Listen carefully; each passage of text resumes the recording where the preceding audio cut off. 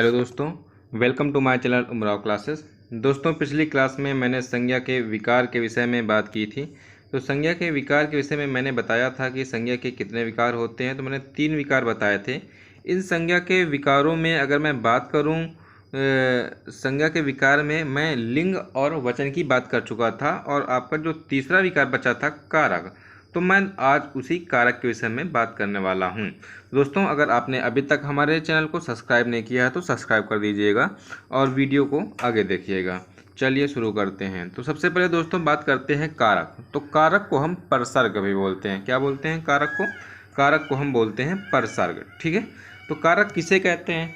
तो कारक कहते हैं वाक्य में संबंध बताने या सार्थकता लाने वाले शब्दों को कारक कहते हैं। ठीक है। जो सार्थकता लाने का कार्य करें या संबंध बताने का कार्य करें, तो कुछ ऐसे शब्दांश होते हैं या शब्द होते हैं, उन्हें हम कारक बोलते हैं। ठीक है। तो आप लोग समझ गए होंगे दोस्तों कि वाक्य में संबंध बताने या सार्थकता लाने वाले शब्दों को या सार्थकता लाने का कार्य कारक करते हैं। जो सार्थकता लाते हैं उन्हें हम कारक कहते हैं। ठीक है। तो सबसे पहले अगर मैं बात करूं कि कारक के भेद कितने होते हैं, तो सबसे पहले अगर बात की जाए कारक, तो कारक के भेद होते हैं 8। ठीक है। कितने भेद होते हैं कारक के? 8। ठीक है। अगर मैं संस्कृत में बात करता हूं कारक की, तो संस्कृत कारक के भेद होते हैं 6। ठीक है। याद रखिएगा। लेकिन दोस्तों, चूंकि अपना विषय हिंदी है तो हिंदी के विषय में बात करते हैं। ठीक है। तो सबसे पहले कौन कौन से कारक होते हैं?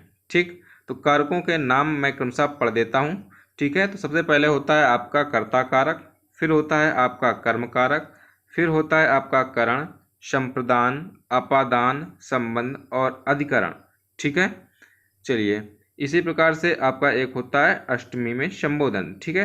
तो अब ये इनके कारक चिन्हों को जानना बहुत ही आवश्यक होता है, क्योंकि बिना कारक चिन्हों के ज्ञान के हम वाक्य में हम पता नहीं कर सकते हैं कि कौन सा कारक लगा हुआ है। ठीक है। तो इसके चिन्हों का ज्ञान होना अति आवश्यक है। इसलिए हम सबसे पहले कारक चिन्हों के विषय में जान लेते हैं।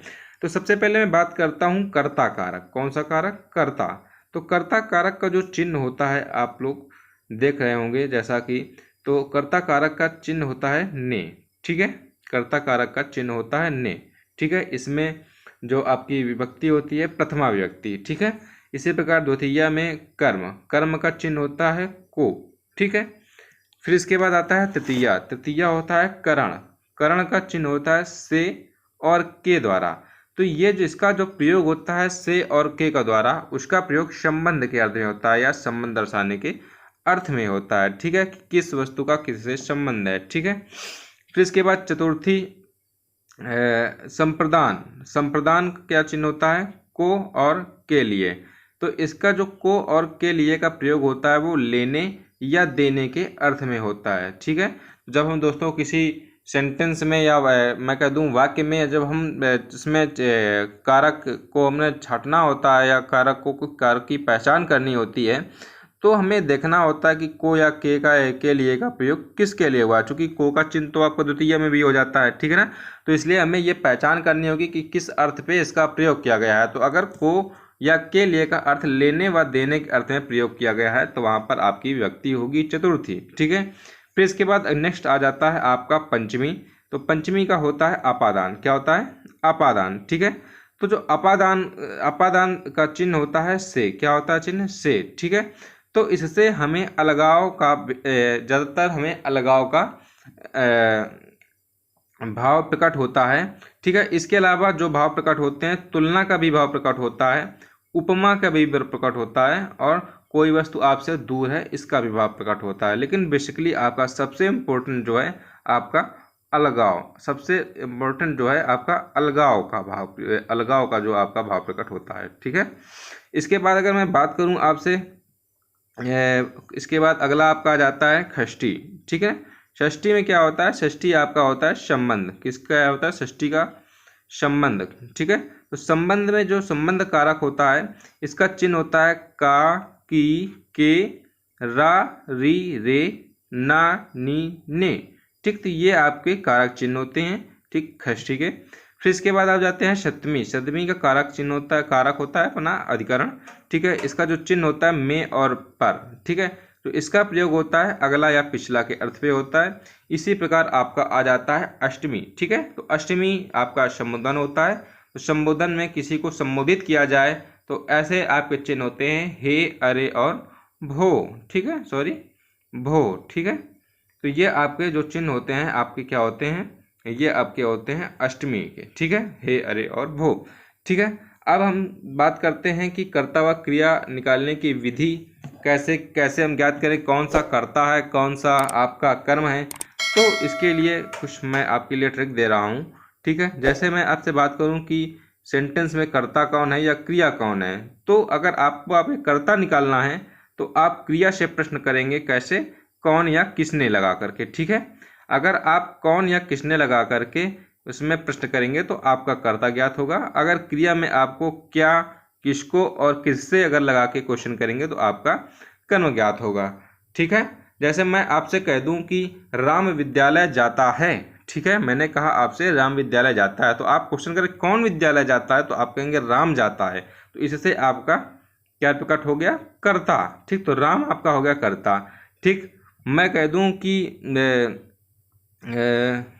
जैसे मैं आपका उदाहरण दे दूं कर्म के लिए कि राम खाना खाता है, तो मैं आपसे कह दूं कि आप क्वेश्चन करेंगे आप क्रिया में राम क्या खाता है, तो आप कहेंगे खाना खाता है। ठीक है, तो इस प्रकार से आपका फाइंड हो जाएगा कर्म। ठीक है, इसके बाद चलिए आगे चलते हैं। आगे आपका आता है विश्लिष्ट और संश्लिष्ट। ठीक है, तो सबसे पहले बात करता हूँ मैं विश्लिष्ट की कि विश्लिष्ट क्या होता है।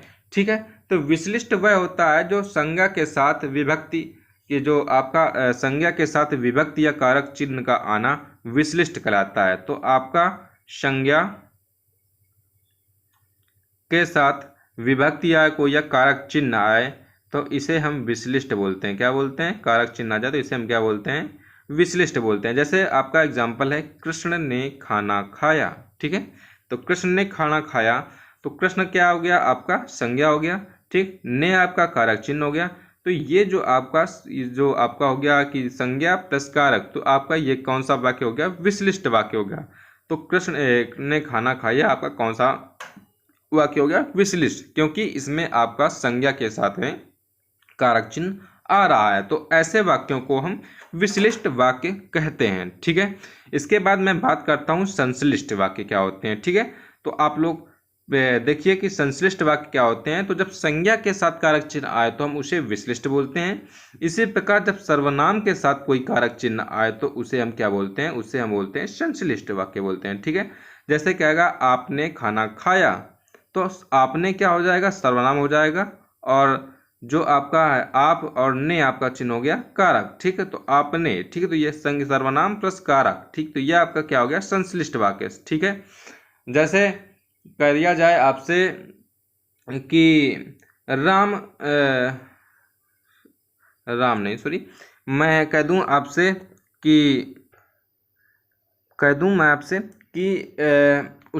उसने राम को देखा। तो ठीक है, जो आपका उस हो जाएगा वो सर्वनाम हो जाएगा और जो आपका ने हो जाएगा वो कारक चिन्ह हो जाएगा। तो ये इस प्रकार का वाक्य जो होगा वो आपका संश्लिष्ट वाक्य कहलाएगा। तो समझ गए आप लोग कि विश्लिष्ट क्या होता है और संश्लिष्ट क्या होता है। ठीक है, चलिए आगे चलते हैं। अगर हम बात करते हैं कारक चिन्हों को पहचान करने की, तो हम कुछ नियम होते हैं 2-3, मैं उनको सबसे पहले आप लोग जान लें कि वो आपके कारक चिन्हों की पहचान के कौन कौन से नियम हैं। तो सबसे पहले मैं बात करता हूँ कि जब आपका वाक्य में एक ही कारक चिन्ह दिया हो, क्या दिया हो, जब आपका वाक्य में एक ही कारक चिन्ह दिया हो। ठीक है, कोई मतलब पूरा वाक्य लिखा है उसमें एक कारक चिन्ह दिया हो, तो सीधी सी बात है कि वही प्रभावी होगा। ठीक है, अगर वही प्रभावी होगा तो वही कारक होगा। ठीक है, तो ये पहला नियम है। फिर इसके बाद दूसरा नियम ये कहता है कि जब वाक्य में दो कारक चिन्ह हो, कितने कारक चिन्ह हो, दो कारक चिन्ह हो, तो कर्ता को छोड़ करके दूसरा प्रभावी होता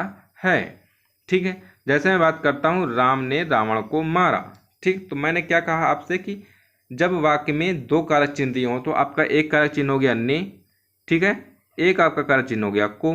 ठीक, तो मैंने कहा जब आपका वाक्य में दो कारक चिन्ह दिए हों, ठीक है, तो कर्ता को छोड़ करके, जो कर्ता के पास में आपका जो भी आपका कारक होगा उसको छोड़ करके जो भी आपका कारक हो वो आपका प्रभावी हो जाएगा। तो आपका प्रभावी क्या हो जाएगा, को। तो प्रस्तुत वाक्य में आपका कौन सा कारक हो जाएगा, कर्म कारक। ठीक है, समझ गए आप लोग। चलिए आगे देखते हैं कि जब अगला नियम आपका कहता है कि जब कर्ता को छोड़कर दो कारक चिन्ह हों, ठीक है, जब कर्ता को छोड़ दिया जाए इसके बाद भी दो कारक चिन्ह हो तो पहला वाला चिन्ह प्रभावी होता है। जैसे मैं कह दूं कि राम ने रावण को बाण से मारा, ठीक है, तो इसमें कितने, दो से अधिक हो गए कारक चिन्ह। ठीक है, तो मैं कहता हूं कि जब कर्ता को उसमें छोड़ दिया जाए इसके बाद जो भी आपका पहला कारक चिन्ह हो जाएगा तो प्रस्तुत वाक्य में वही कारक होगा।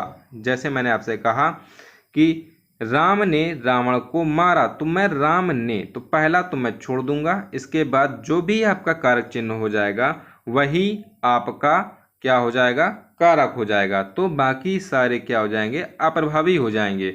ठीक, तो को चिन्ह आपको पता किसका होता है, कर्म का, तो कौन सा कारक हो जाएगा, कर्म कारक। ठीक है, चलिए आगे देखते हैं। आगे बात करते हैं कि जब वाक्य में कारक चिन्ह ना हो, ठीक है, ऐसे कभी कई वाक्य होते हैं जिनमें कोई कारक चिन्ह ही नहीं आता है।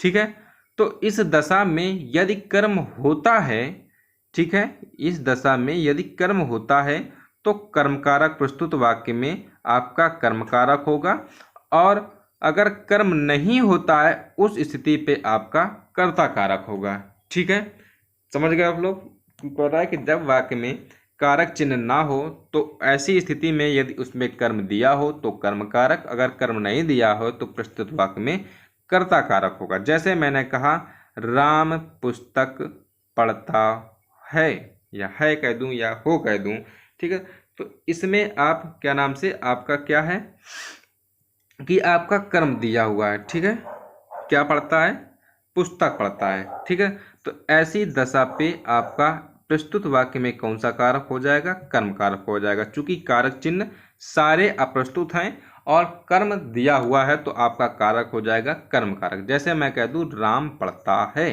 ठीक, तो इसमें आपका कोई भी कर्म नहीं दिया हुआ है, कर्म को बोलते हैं ऑब्जेक्ट। ठीक है, तो अगर ऑब्जेक्ट या कर्म आपका कोई नहीं दिया हुआ है तो ऐसी स्थिति में प्रस्तुत वाक्य में कर्ता कारक होगा। चलिए आगे देखते हैं दोस्तों। फिर इसके बाद आपका आता है खष्टी। ये तो आपके हो गए नियम कुछ।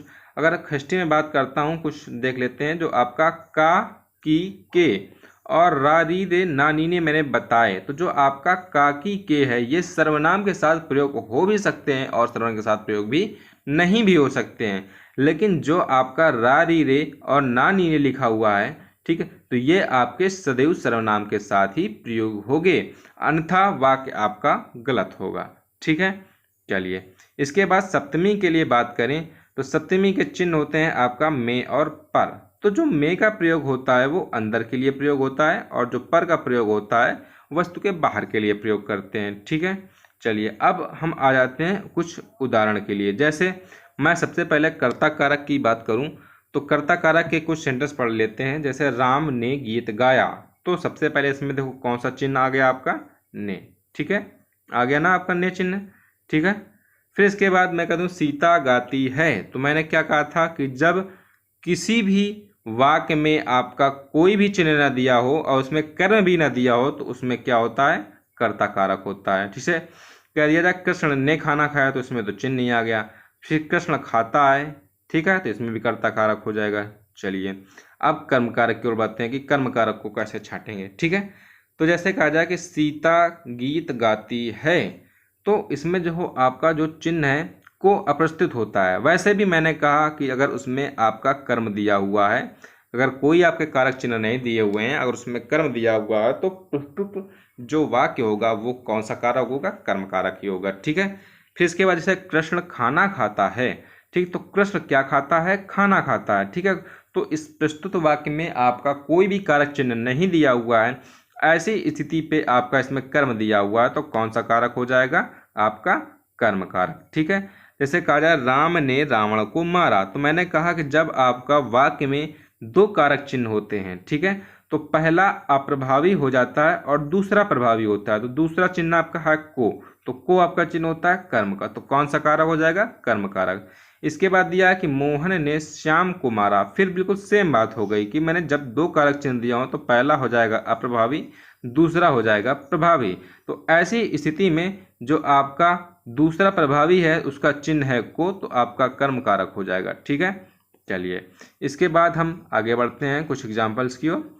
ठीक है, तो इससे आप पढ़ते हैं आपके करण कारक की ओर। ठीक है, तो करण कारक क्या होता है, इसका चिन्ह होता है से या के द्वारा। ठीक है, तो इसमें संबंध के अर्थ में प्रयोग किया जाता है। ठीक है, वैसे तो संबंध खष्टी होता है कि मतलब किसी वस्तु का संबंध होता है, लेकिन इसमें देखते हैं कैसा संबंध है। करेक्ट, कृष्ण के द्वारा खाना खाया गया, तो पहली बात तो हम छांट लेंगे के द्वारा। अगर के द्वारा ही है तो आपका जो आपका कारक हो जाएगा, कौन सा कारक हो जाएगा, करण के द्वारा। जैसे सीता के द्वारा गीत गाया गया, तो के द्वारा करण कारक। करण मोहन गेंद से खेलता है। ठीक, तो से चिन्ह जो हो गया आपका कौन सा हो गया, करण कारक। ठीक है, तो संबंध दर्शा रहा गेंद, गेंद के साथ संबंध है इसका, है कि नहीं है। ठीक है, चलिए फिर इसके बाद जैसा कहते हैं, सबसे पहली बात तो इसमें आपका चिन्ह से ही ज़्यादातर 90% या 98% तक कहता हूँ कि आपको अगर कारक चिन्ह याद हैं तो आप जरूर समर्थ होंगे वाक्य से कारक छांटने में। ठीक है, जैसे कहा जाए राम पुस्तक से पढ़ता है, तो से का चिन्ह आपका क्या हो गया, करण कारक। से आपका ने, से और से किसका होता है, तृतीया करण। ठीक है, तो करण कारक हो जाएगा। इसके बाद हम जब पढ़ते हैं आगे। ठीक है, तो आगे आपका है संप्रदान। संप्रदान आपका प्रयोग होता है को के लिए, लेने या देने के अर्थ में। ठीक, किसके लिए प्रयोग होता है, लेने या देने के अर्थ पर। ठीक है, अब लेने या देने के अर्थ पर कैसा प्रयोग होता है इसके विषय में जान लें। तो जैसे आपका कहा गया कि मोहन ने श्याम के लिए पुस्तक खरीदी। ठीक, तो श्याम के लिए तो लेने के लिए न खरीदी। ठीक है, तो इसका जो सबसे पहले बात करूं कि जो इसका चिन्ह ही होता है को के लिए होता है, तो सबसे पहले अगर के लिए आ जा रहा है आपका तो क्या हो जाएगा, संप्रदान कारक हो जाएगा। और मैंने आपको बताया था कि जब दो कारक चिन्ह दिए हों तो पहला अप्रभावी होता है, दूसरों को देखते हैं। तो दूसरा क्या है आपका, के लिए। ठीक, तो के लिए आपका किसका चिन्ह होता है, संप्रदान के लिए। ठीक है, फिर इसके बाद आया राम ने श्याम को बांसुरी दी, तो लेने देने का अर्थ है कि नहीं है, किसको दी, देने का अर्थ है। ठीक है ना, दो कारक चिन्ह, तो पहला हो जाएगा अप्रभावी, दूसरा है आपका को, तो को चिन्ह किसका होता है, संप्रदान कारक का। ठीक है, और किसके लिए है, लेने देने के अर्थ के लिए। ठीक है, फिर इसके बाद क्या है, नौकर मालिक को पानी देता है। ठीक, नौकर मालिक को पानी देता है, तो देने के अर्थ पे क्या होता है, संप्रदान कारक। ठीक है, इसके बाद है पिताजी ने मेरे लिए कपड़े खरीदे। ठीक, तो किसके लिए, तो लेने के लिए ना, तो किससे लिए कपड़े। ठीक है, तो मेरे लिए, के लिए, किसके लिए, मेरे लिए। ठीक है, तो यहाँ पर क्या हो जाएगा, संप्रदान कारक। फिर इसके बाद कह दिया जाए कि राजा ने ब्राह्मण को गाय दिया। ठीक है, राजा ने ब्राह्मण को गाय दिया, तो किसको दिया, दे दिया ना। ठीक है, तो इसमें कौन सा हो जाएगा, संप्रदान कारक। ठीक है, इसके बाद दोस्तों आगे चलते हैं।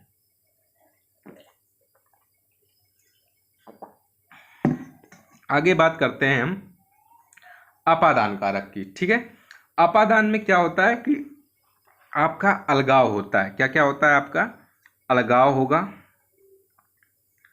ठीक, अलगाव के अलावा आपका तुलना होगा। ठीक, तुलना के अलावा आपकी उपमा होगी, उपमा के अलावा या कोई दूरता का भाव हो। ठीक, तो ऐसे अगर ये भाव हो रहे हैं, और आपका कारक चिन्ह तो आपका पता ही है किससे होता है, अपादान से। ठीक, तो अगर ये अलगाव का भाव हो तो वहां पर आपका क्या होता है, अपादान कारक। जैसे मैंने कहा कि हिमालय से गंगा निकलती है, तो कहाँ से गंगा निकलती है, हिमालय, तो हिमालय से गंगा अलग हो रही है। ठीक है, तो जहाँ अलगाव का भाव हो, मैंने बताया अपादान होता है। जैसे कह रहा है वृक्ष से पत्ते गिरते हैं, तो वृक्ष से पत्ते क्या हो रहे हैं, अलग हो रहे हैं। ठीक, तो अलग होने के भाव में क्या होता है आपका अपादान। जैसे मैं कह दूं कि बिल्ली छत से कूदी, तो छत से अलग हो गई ना, तो कौन सा कारक, अपादान कारक। जैसे अगला कहा जाए कि मेरा घर राम के घर से 5 किलोमीटर दूर है। ठीक, तो पहली बात तो ये भी अलगाव का भाव दिखा रहा है, लेकिन मैंने दूसरा भी आपको बताया कि अगर कोई दूरता का भाव हो तो वहां पे आपका कौन सा होता है, अपादान कारक। ठीक है, फिर इसके बाद कह दिया कि राम सीता से सुंदर है। तो तुलना की गई ना, तो तुलना के भाव में कौन सा कारक? अपादान कारक। ठीक है, चलिए ये हो गया आपका अपादान। चलिए आगे चलते हैं। आगे है आपका संबंध कारक।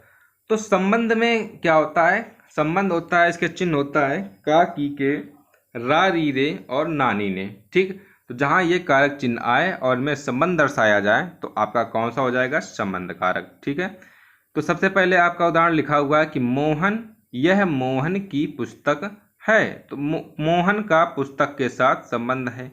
ठीक, आपका कारक चिन्ह दिया हुआ है का, की। ठीक है, तो ये आपका कारक चिन्ह किसका होता है? संबंध कारक का। ठीक, फिर कहा जाए कि यह मेरी पुस्तक है। तो देखो संबंध दर्शाया गया ना कि यह किसकी पुस्तक है? मेरी पुस्तक है। ठीक है, तो इसमें कौन सा कारक होगा? संबंध कारक। करा यह आपकी पुस्तक है, पुस्तक से साथ संबंध किसका है? आपका। तो ये कौन सा कारक? संबंध कारक। ठीक, जैसे कह रहे यह अपनी पुस्तक है। ठीक, तो कौन सा? पुस्तक के साथ संबंध हुआ तो संबंध कारक।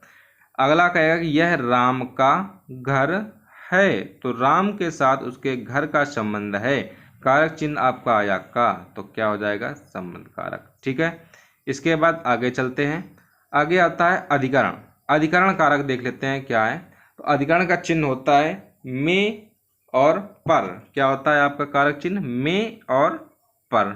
ठीक है, में और पर कारक चिन्ह होता है। तो चलिए देखते हैं।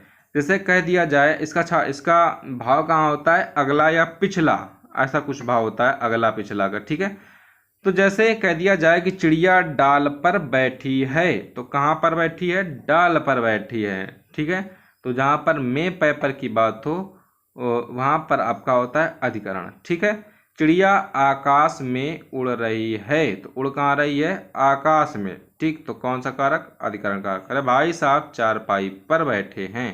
तो में पै पर चिन्ह किसका? अधिकरण का।